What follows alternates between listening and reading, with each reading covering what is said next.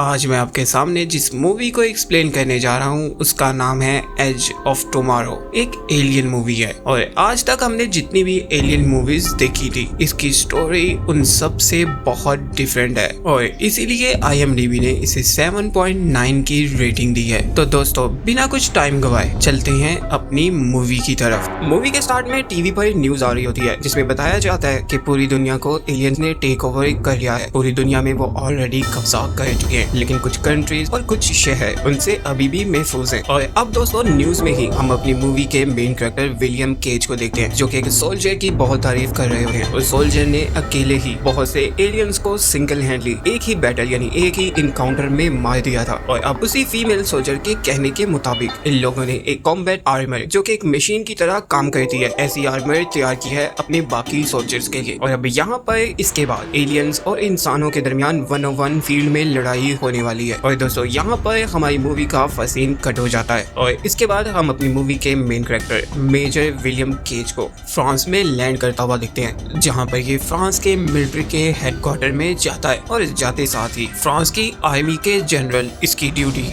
Ground पर alien के साथ डायरेक्ट कम्बैट करने पर लगा देते हैं। लेकिन विलियम केज उनसे रिक्वेस्ट करता है कि वो एक बिल्कुल न्यू रिक्रूट है, उसने कभी कोई जंग नहीं लड़ी है, ना ही उसे कम्बैट का कोई एक्सपीरियंस है। वो तो सिर्फ US आर्मी में एक स्पोक पर्सन की तरह काम करता है जो कि न्यूज वगैरह के लिए और लोगों को बताने के लिए सिर्फ और सिर्फ फ्रांस में इस वक्त ग्राउंड पर सिचुएशन को देखने के लिए आया है। लेकिन मेजर तो बहुत रूड है और उसे विलियम के सुपीरियर्स की तरफ से ये इजाजत भी मिल चुकी है कि वो विलियम केज को ग्राउंड में बैटल में यूज कर सकते हैं। अब विलियम केज यहाँ से भागने की कोशिश करता है लेकिन जनरल के कहने पर बाकी की आर्मी उसे अरेस्ट कर लेते हैं और यहाँ पर वो बेहोश हो जाता है। ओके तो दोस्तों क्या आप मेरे साथ हैं, स्टोरी फॉलो कर रहे हैं क्योंकि अब जो सीन मैं बताने वाला हूँ ये बहुत इंपॉर्टेंट है। विलियम बेहोश हो जाता है और जब उसकी आंख खुलती है तो वो बैटल ग्राउंड में आर्मी के दूसरे जवानों के साथ होता है। ओके तो अब सीन को नोट करते हैं। उसे यहाँ पर जवानों के बैग्स के ऊपर फेंका होता है और जैसे ही उठता है तो यहाँ पर उसका एक सुपीरियर उसे लेने के लिए आता है और ये भी कोई US आर्मी से नहीं है बल्कि ये तो तुर्किश है। ये केज को बहुत बुरी तरह से ट्रीट करता है और इसकी जेब में एक लेटर होता है जिसमें मेजर की तरफ से ये हदायत होती है कि केज को हर सूरत में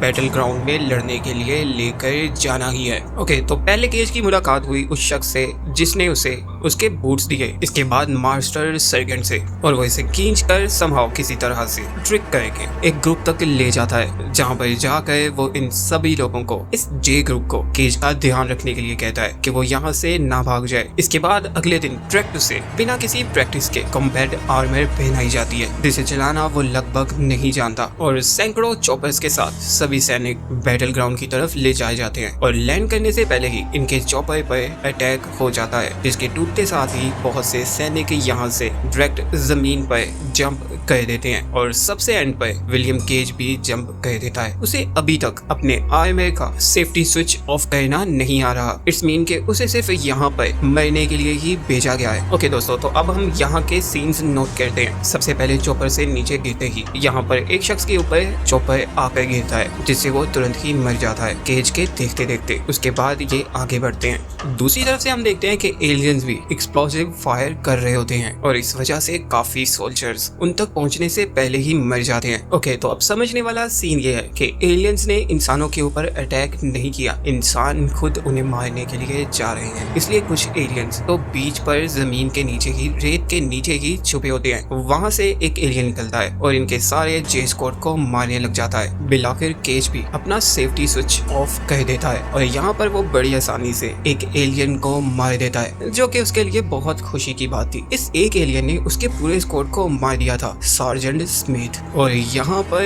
एंट्री होती है एक और किस्म के सिल्वर से दिखने वाले एलियन की जो कि साइज में थोड़ा सा बड़ा होता है और वो आकर बाकी एलियंस को कमांड कर रहा होता है। इस वक्त केज जमीन के ऊपर गिरा हुआ है और ये एलियन जैसे ही केज की तरफ देखता है तो केज अब समझ चुका है कि उसका मरना तय है। वो एलियन के अपनी तरफ आने से पहले ही अपने सीने पे लगे बॉम्ब को खुद ही फाड़ देता है और जैसे ही वो बॉम्ब फाड़ता है बॉम्ब ब्लास्ट कर देता है। एलियन बिल्कुल उसके ऑपोजिट उसके ऊपर ही होता है और बॉम्ब के फटने से विलियम केज और एलियन दोनों ही मर जाते हैं। लेकिन दोस्तों इस टिपिकल सीन में समझने वाली और इंटरेस्टिंग बात यह है कि एलियन जब मर रहा होता है तो उसका ब्लड विलियम केज के ऊपर गिर रहा होता है। इन दोनों के मरते ही हमारी मूवी एक दफा फिर वहीं से स्टार्ट होती है, जिस सीन को मैंने आपको गौर करने के लिए कहा था कि जब दोबारा से बैग्स के ऊपर से उठता है, एक दफा फिर एक जवान आके उसे उसके शूज देता है और ऑफिसर फेवरल दोबारा से उसे लेने के लिए आते हैं। उसे तो कुछ समझ नहीं आ रहा, कुछ ही सेकंड्स पहले वो तो मर गया था और उसे तो सब कुछ याद है, लेकिन सेम सीन्स दोबारा से रिपीट हो रहे हैं। शायद वो सिर्फ एक ख्याल सोच रहा था, लेकिन हो तो सब कुछ वैसे ही रहा है जैसे कि पहले हुआ था। ऑफिसर फेरल उसे दोबारा से पकड़कर जे स्क्वाड के पास ले जाते हैं और उन्हें दोबारा से इसका ख्याल रखने के लिए कहते हैं। अगले दिन इसे दोबारा से बैटल आर्मर पहनाया जाता है, लेकिन इस बार डिफरेंस सिर्फ इतना है कि ये अपने आर्मर की सेफ्टी ऑफ करना जानता है। बिल्कुल सेम सीन, इनके चॉपर को आकर एक्सप्लोजर लगता है और ये लोग उसी तरह से जमीन पर गिर जाते हैं। सेम जगह सेम स्पॉट पर केज गिरता है और सेम जगह सेम स्पॉट पर वो ही सोल्जर दोबारा से चॉपर के नीचे क्रश हो जाता है। लेकिन इस बार सीन में थोड़ा सा ट्विस्ट है। ओके तो दोस्तों आपने पैटर्न को थोड़ा सा फॉलो करना है। इस बार केज जानता है कि उसकी मौत कहाँ पर हुई थी, अपने जे स्क्वाड के साथ। तो इस बार वो ऐसी जगह पर बढ़ता है जहाँ पर एलियंस ज्यादा तादाद में नहीं है। इट्स मीन कि वो सच छुपना ही चाहता है और यहाँ पर वो अपनी मनपसंद महिला सोल्जर की जान भी बचा लेता है, जिसका जिक्र उसने मूवी के स्टार्ट में न्यूज में किया था। एक ऐसी सोल्जर जिसने हजारों एलियंस को मारा होता है। जब वो मरने लगती है तो केज उसकी जान बचा लेता है, लेकिन वो तो केज की आर्मर की बैटरी लेकर चली जाती है और केज बेचारा बेजान वहीं पर पड़ा रहता है। एलियन आता है और केज एक दफा फिर मर जाता है। और जब मैं ये मूवी देख रहा था तो मेरे लिए सबसे ज्यादा हैरत की बात तो ये थी कि केज एक दफा फिर महीने के बाद उन्हीं बैग्स के ऊपर दोबारा से पड़ा होता है, जहाँ पर उसको होश आती है। दोबारा से एक सोल्जर आके उसे उसके कपड़े और जूते देता है। ऑफिसर फेरल भी आ जाते हैं। अब तो केज बहुत उतावला है, उसे सारी बात की कुछ तो समझ आ रही है। वो जब भी मरता है तो एक दफा फिर यहाँ से ही वो दोबारा जिंदा हो जाता है। वो ये सारी बात ऑफिसर फेरल को बताता है और वो उसकी बात किस तरह से समझते हैं बड़े अच्छे तरीके से। इस बार वो उसे घसीट कर जे स्क्वाड में जाकर फेंक देते हैं। केज अभी भी चुप नहीं कर रहा, वो फ्यूचर की सारी बातें इन्हें बताता है, सबके नाम सबके काम। अब तो इन लोगों को समझ आना चाहिए। लेकिन नेक्स्ट सीन में हम देखते हैं कि केज के मुंह पर टेप लगी होती है। बाकी सारे सोल्जर्स इस बार सिर्फ और सिर्फ डरे हुए हैं। केज उन्हें बता चुका है कि वो किस किस तरह से मरने वाले हैं। एक दफा फिर वो लैंड करते हैं और केज इस बार चॉपर के नीचे आने वाले सोल्जर को बचाता है और वो यहाँ पर ही मर जाता है, खुद ही चॉपर के नीचे आ जाता है बेचारा। सीन फिर दोबारा से शुरू होता है। वो फिर दोबारा से चॉपर से लैंड करता है और इस दफा वो अपने आप को ही बचा रहा होता है, लेकिन इस दफा वो इस तरह से लड़ रहा है जैसे कि वो तकरीबन 100 दफा इस बैटल ग्राउंड में मर कर दोबारा वापस आ चुका है। एक दफा फिर वो अपनी मनपसंद महिला सोल्जर की जान बचाता है, जिसका नेम रीटा है। अब रीटा जब केज को इस तरह से लड़ते हुए देखती है तो वो एक जगह पर जाकर रुक जाती है और दोस्तों वो केज से सिर्फ एक ही बात कहती है कि नेक्स्ट टाइम जब तुम उठो तो मुझे ढूंढते हुए मेरे पास आना, बैटल ग्राउंड में आने से पहले। और यहाँ पर केज और रीटा जानबूझकर खुद को मरवा देते हैं। केज की दोबारा आंख खुलती है और इस बार वो रीटा को ढूंढते हुए उसके पास जाता है, लेकिन रीटा तो उसके बारे में नहीं जानती। अब केज उसे बताता है कि तुमने मुझे कल बैटल ग्राउंड में कहा था कि जब तुम जागो तो मुझसे आकर मिलना। अब रीटा को सारी बात समझ आ जाती है। वो केज को छुपाकर उसका सिर नीचे करवाकर तुरंत ही उसे एक माइक्रोबायोलॉजी इंजीनियर डॉक्टर के पास लेकर जाती है और उसे बताती है कि ये मैं हूँ। इट्स मीन कि ये मैं हूँ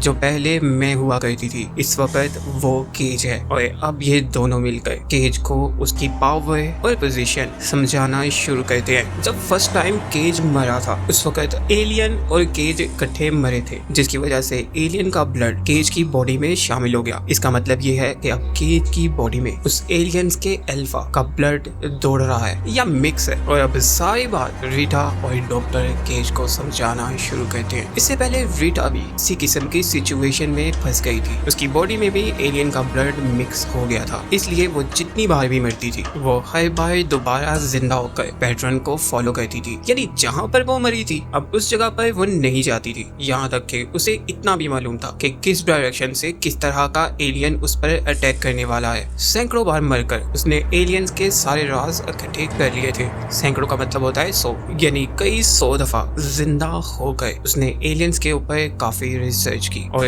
जिस वक्त एलियंस ने उसे ढूंढना स्टार्ट किया तो उस वक्त उसे उसे अपने सपने में एलियंस का ओमेगा नजर आया। अब ओमेगा क्या चीज है दोस्तों? एक ऐसा कोर, एक ऐसी मेन चीज जो कि सभी एलियंस को कंट्रोल करता है। एक मदर एलियन जो कि एक एग की शक्ल में किसी जगह पर पड़ा हुआ है। उसे अपने सपने में ओमेगा का पता चला और इससे पहले कि वो ओमेगा को मदर एलियन को खत्म कर पाती, उसका एक्सीडेंट हुआ जिससे उसकी बॉडी के अंदर से सारा ब्लड निकल गया। उसे डॉक्टर्स ने न्यू ब्लड देकर बचा तो लिया, लेकिन उसकी बॉडी में अब अल्फा का ब्लड नहीं है। और एक वक्त ऐसा आएगा जब ओमेगा अपने अल्फा एलियन को ढूंढना स्टार्ट करेगी और उसी वक्त केज को भी पता चल जाएगा कि इस वक्त ओमेगा कहाँ पर है। ओके, तो ये लोग दोबारा से बैटल ग्राउंड में जाते हैं और इस बार केज फिर दोबारा से मर जाता है। उसके मरते साथ ही उसे ओमेगा का पता भी चल जाता है, उसे ओमेगा का विजन भी आ जाता है। एक ब्रिज है जिसकी बेस में ओमेगा दफन है। अब ये लोग चुपके से वहां जाकर ओमेगा को मार तो सकते हैं, लेकिन इनके लिए परेशानी की बात यह है कि ओमेगा को मारने के लिए इन्हें उसी बैटल ग्राउंड में उसी साहिल से गुजर कर उस ब्रिज तक जाना होगा। और सिर्फ इतना करने के लिए, इतने खतरनाक एलियंस में से गुजर कर ब्रिज तक जाने के लिए केज एक दफा फिर हजारों दफा मरता है और हर दफा जिंदा होकर वो अपनी मिस्टेक्स को ठीक करता है, वो पैटर्न को फॉलो करता है। लेकिन केज बार बार अपनी मनपसंद गर्ल को मरता देखकर बहुत ज्यादा अफसरदा है और लास्ट में वो अकेला ही ब्रिज पर जाने का प्लान करता है और इस बार वो ब्रिज पर पहुंच भी जाता है। लेकिन यहाँ पर तो एलियंस ने खुद ही जाल बिछाया होता है। केज को यहाँ पर एलियंस ने जानबूझकर बुलाया होता है। केज के यहाँ पर आते ही वो सिर्फ और सिर्फ इसे जख्मी करके इसकी बॉडी में से सारा ब्लड निकालना चाहते हैं इससे पहले कि ये मर जाए। लेकिन केज फिर भी चालाकी दिखाता है और खुद को मार लेता है। अब वो दोबारा जिंदा होता है, दोबारा रीटा के पास जाता है। दोबारा रीटा उसको नहीं जानती, यानी जितनी बार भी वो दोबारा जिंदा होकर रीटा के पास जाता है वो उसे नहीं जानती। हर बार वो उसे अपना तारुफ कराता है, उसे सारी बात बताता है, सारा पैटर्न उसे समझाता है। लेकिन इस बार वो ब्रिज पर जाकर एक बात तो समझ गया था कि एलियंस इंसानों पर अटैक नहीं कर रहे, बल्कि एलियंस तो इस पैटर्न को फॉलो करते करते इंसानों को जानबूझकर अपने पास मरने के लिए बुला रहे हैं। केज और रीटा जाकर सारी बात जनरल को समझाते हैं, लेकिन जनरल तो उन्हें ही मारने का ऑर्डर दे देता है। लेकिन यहाँ पर एक बात तो अच्छी होती है, जनरल के लोकर से इन लोगों को एक साइंटिस्ट का एक ऐसा आला, एक ऐसी डिवाइस मिलती है जिसकी वजह से इनको पता चल जाता है कि ओमेगा इस वक्त हकीकत में कहाँ पर है। यानी रियलिटी में ओमेगा इस वक्त पेरिस में एक 3 शेप बिल्डिंग के नीचे समुद्र में दफन है। अब रीटा और केज जब यहाँ से भाग रहे होते हैं तो जनरल के कहने के मुताबिक जब सोल्जर्स केज को पकड़ने के लिए आते हैं तो इस बार वो मरता नहीं बल्कि बेचारा बेहोश हो जाता है और जब उसे होश आती है तो उसका सारा खून बह चुका होता है, यहाँ तक कि उसे तो न्यू ब्लड भी लग चुका होता है। इट्स मीन कि वो अपनी सारी पावर इस वक्त तक खो चुका है। लेकिन फाइनली दोस्तों वो ओमेगा का पता तो लगा ही चुका है और इस बार वो रीटा के साथ मिलकर वापस अपने जे स्क्वाड के पास जाता है। वो जानता है कि उसकी बात तो कोई नहीं मानेगा, लेकिन रीटा को तो सब फॉलो करेंगे और वो अपने जे स्क्वाड को लेकर बजाय इसके कि वो साहिल पर बीच पर एलियंस के साथ लड़ने के लिए जाते, वो उन्हें पेरिस में ओमेगा को मारने के लिए वहां पर ले जाता है। और यहाँ पर जाने से पहले ही इनके चौपर पर एलियंस एक्सप्लोसिव से अटैक कर देते हैं। बहुत से सोल्जर्स यहाँ पर मर जाते हैं, बचने वाले खुद को खुद ही सेक्रीफाइस करते हैं, एलियंस का ध्यान भटकाते हैं और इतनी देर में रीटा और केज ओमेगा तक पहुंच जाते हैं इससे पहले कि केज पानी में जंप करके ओमेगा को डिस्ट्रॉय कर सकता। यहाँ पर एक और अल्फा आ जाता है। रीटा उसे डिस्ट्रैक्ट करने के लिए अपनी तरफ बुलाती है और केज को कुछ वक्त मिल जाता है। वो पानी के अंदर जंप करता है और नीचे पड़े ओमेगा तक जा ही रहा होता है कि इतनी देर में एलियन उसको पकड़ लेता है और केज अपनी बॉडी पे लगे हुए सारे बॉम्ब्स की पिन निकाल कर उन्हें ओमेगा की तरफ थ्रो कर देता है। यहाँ तक कि ओमेगा तो इन बॉम्ब्स को खुद ही अपने अंदर खींच लेती है और ओमेगा के डिस्ट्रॉय होने से पहले ही केज भी मर जाता है। और इसके बाद ओमेगा में जोरदार ब्लास्ट होता है क्योंकि केज मरते हुए ओमेगा के ऊपर ही गिर रहा था, इसलिए एक दफा फिर विलियम केज को आकर ओमेगा का ब्लड लगता है और यहाँ पर सीन कट हो जाता है। और अब सीन वहां से स्टार्ट होता है जहाँ पर विलियम केज सबसे पहले चौपर में फ्रांस आ रहा होता है और उसके फ्रांस पर लैंड करते ही यहाँ पर न्यूज चल रही होती है कि अचानक से सारे एलियंस अपने आप ही मर गए हैं और अब इन लोगों को सिर्फ उनकी बॉडीज को ही ठिकाने लगाना है। जनरल से मिलने के बाद विलियम केज अपनी फेवरेट गर्ल के पास जाता है, उसे खुश देखता है और फिर जे स्कॉट के पास जाता है, वो भी खुशी मना रहे होते हैं। और दोस्तों इसके साथ ही यहाँ पर हमारी मूवी की कहानी खत्म हो जाती है। यार दोस्तों सुनो, अगर आप मेरी मूवी में या मेरी एक्सप्लेनेशन में कोई चेंजिंग चाहते हैं तो प्लीज कमेंट कर दिया करें, मैं आप लोगों के कमेंट पढ़ता हूँ। बहुत शुक्रिया।